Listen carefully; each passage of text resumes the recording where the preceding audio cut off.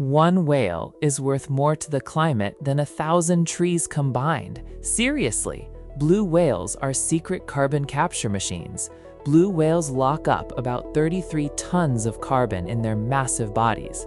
When one dies, it sinks straight to the ocean floor. That carbon stays trapped down there for centuries instead of floating back into our atmosphere. Here's the wild part. Whale poop fights climate change too. Whales feed deep, then release nutrient-rich waste near the surface. That poop fertilizes phytoplankton, tiny organisms that produce up to half of Earth's oxygen and soak up billions of tons of CO2.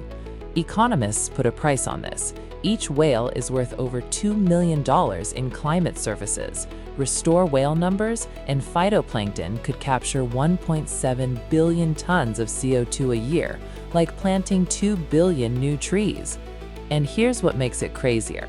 We hunted whales to near extinction, wiping out nature's best climate tool. Which fact blew your mind? Comment below.